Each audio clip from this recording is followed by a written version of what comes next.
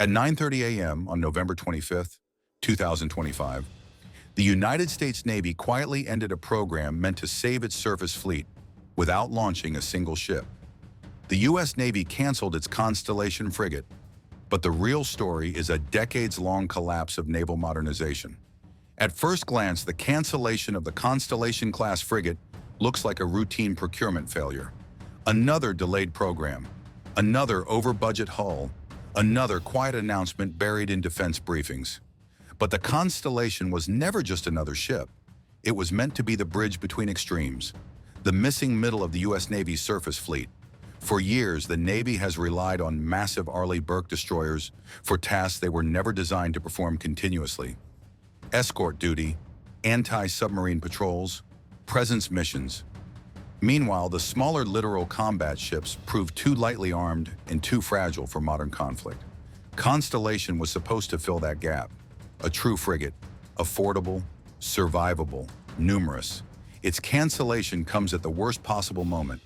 China's People's Liberation Army Navy is expanding faster than any fleet in modern history, adding hulls, missiles, and maritime reach at a relentless pace.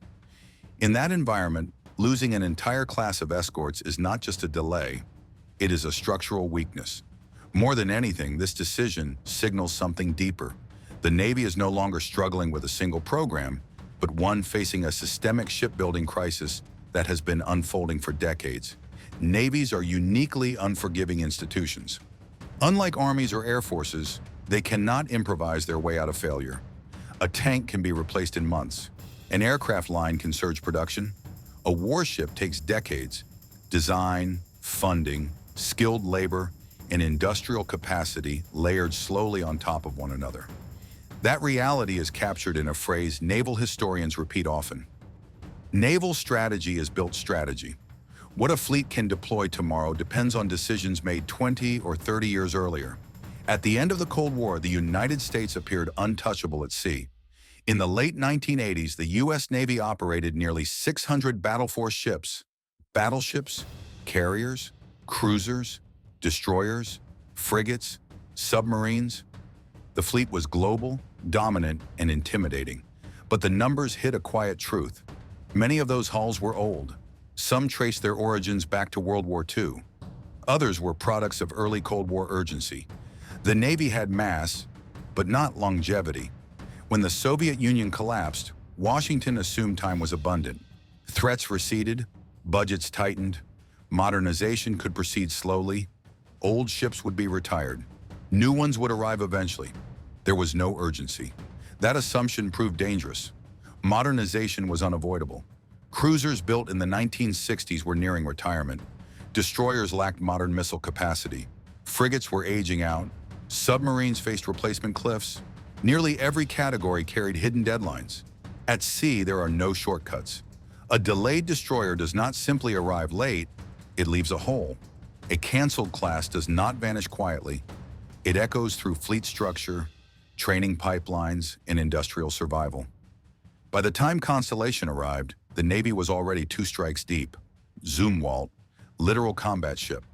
This was meant to be the correction. Instead, it became Strike 3. The Zumwalt-class destroyer was supposed to define the future. Sleek, stealthy, revolutionary. A ship designed to disappear on radar and dominate coastlines with precision naval gunfire.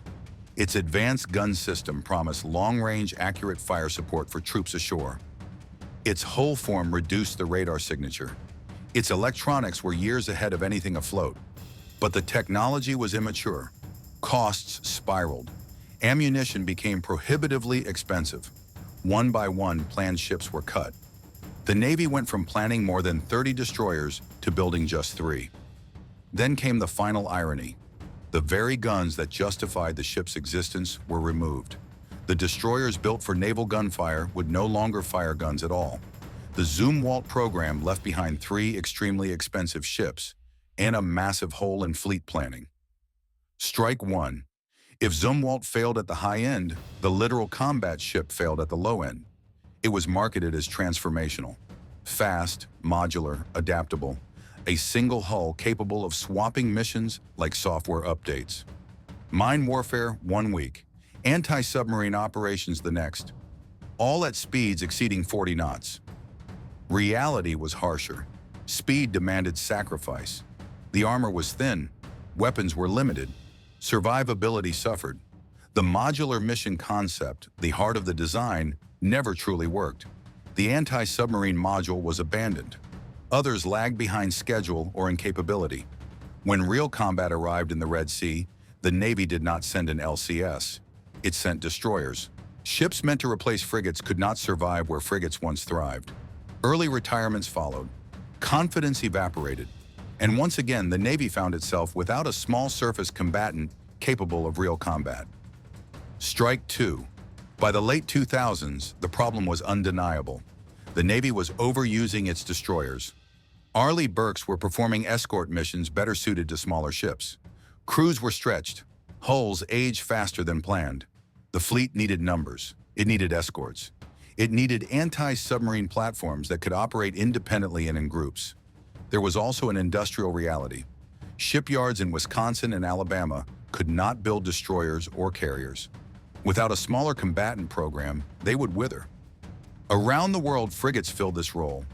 They were the workhorses of modern navies, affordable, capable, numerous. Constellation was supposed to fix all of it. A ship small enough to build quickly, powerful enough to fight, cheap enough to produce in numbers. For a Navy running out of time, it felt like the last reasonable answer. The logic behind Constellation was intentionally conservative. Do not invent, do not experiment, borrow what already works. The Frem frigate had been sailing successfully with Italy and France for years. It was proven, reliable, modern, built in quantity. Using it as a parent design promised speed and affordability. The Navy claimed 85% design commonality, minimal changes, American systems integrated cleanly, a low-risk path forward. The contract structure reinforced confidence, fixed price incentives, shared responsibility, clear expectations. Congress approved it, the Navy embraced it, industry agreed. After Zumwalt and LCS, this was supposed to be different. A lesson learned, a return to discipline. For a moment, it looked like the Navy had finally chosen caution over ambition. What followed would prove how fragile that confidence truly was. The failure of the Constellation class did not arrive suddenly. It unfolded slowly, through a series of decisions that each seemed reasonable in isolation. At the center was a familiar problem: the U.S. Navy's unique survivability and performance requirements. American warships are designed to fight while damaged, to absorb punishment, to keep pace with nuclear-powered carriers, and to survive in missile-saturated environments. Those standards exist for a reason, but they are expensive, heavy, and unforgiving to compromise. As those requirements were layered onto the European FREMM design, change became inevitable. The hull was lengthened to create space for larger generators and future growth. Power demands increased as American radars and combat systems replaced European equivalents. Sensors were altered. Radar arrays reshaped the ship's profile. A Mark 41 vertical launch system was integrated, demanding structural reinforcement and internal rearrangement. Each change seemed manageable. Together, they rewrote the ship. What was once promised as an 85% common design quietly collapsed to something closer to 15%. At that point, the advantages of apparent design evaporated. The ship grew heavier, hundreds of tons beyond early estimates. Speed declined. Margins disappeared. Upgrade potential shrank. This defeated the very logic that justified Constellation's existence. Apparent design only works if discipline is enforced. Constellation became neither truly European nor clean-sheet American. It became something worse, a bespoke hybrid that carried the cost and risk of both approaches, without the benefits of either. In August 2022, construction began on the first Constellation-class frigate. Steel was cut, blocks were laid, and yet the ship had not been fully designed. This was not entirely unprecedented. Naval programs sometimes overlap design and construction to save time, but in this case, the overlap became a collision. According to Government Accountability Office findings, large portions of the functional and detailed design were incomplete well after construction started. The Navy tracked progress using percentages that masked reality. Functional design appeared mostly complete, but those figures were based largely on paperwork submissions, not on validated engineering or finalized 3D models. Modules were counted as partially complete simply because documents had been submitted, regardless of quality. Critical 3D modeling lagged.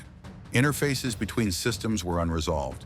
Design stability, the point at which changes stopped rippling through the ship, had not been achieved. The result was paralysis. Workers could only build what had been approved. Everything else waited. Instead of saving time, early construction created idle labor, rework, and uncertainty. Delays multiplied.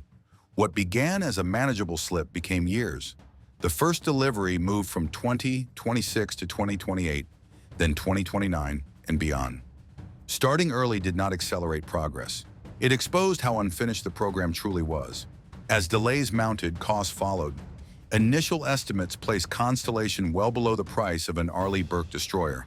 Those projections steadily unraveled. Design changes, labor inefficiencies, and schedule slips pushed costs upward year after year. At the shipyard level, deeper problems emerged. Fincantieri Marinette Marine struggled to hire and retain skilled workers.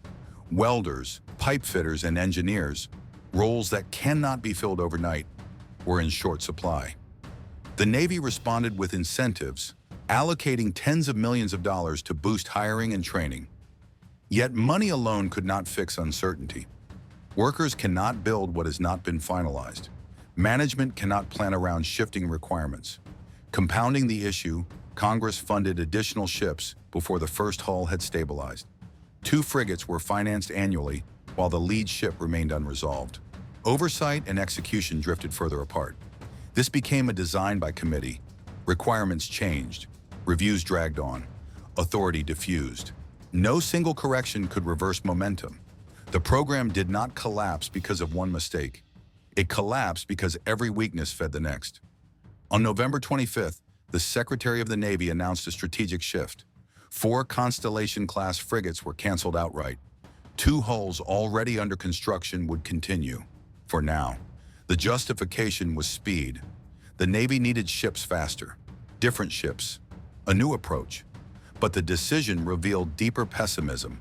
Canceling a program already past its design agony only makes sense if leadership no longer believes it can be salvaged in time to matter. Strategically, the move acknowledged failure. Politically, it absorbed sunk costs. Industrially, it placed uncertainty over a shipyard that had expected decades of work. Fincantieri Marinette Marine would finish what it started, but its future role was suddenly unclear.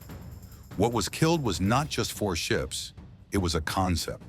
The idea that the Navy could quickly and safely fix its surface fleet through modest adaptation. The Navy is now left with 2 unique warships, a class of 2. That rarity carries a price. Logistics chains become bespoke. Spare parts lack scale. Training pipelines are narrow. Sailors assigned to these ships gain experience that applies nowhere else. Career paths become complicated. From an accounting perspective, research and development costs now sit on just 2 hulls. On paper, each ship becomes extraordinarily expensive, echoing the B-2 bomber effect, where limited production magnifies per unit cost. Strategically, the opportunity cost is greater. Billions spent without delivering fleet mass. Time consumed without closing capability gaps. The surface fleet remains short of escorts. Anti-submarine capacity remains strained. Destroyers remain overtasked. The fundamental problem remains untouched. While the U.S. Navy resets, China continues to build. The People's Liberation Army Navy now fields more battle force ships than the United States, and the gap is widening. China's surface combatants carry deep missile magazines. Their escort forces are growing. Their industrial base produces ships at a pace the U.S. cannot currently match. This matters because missile defense is a numbers game.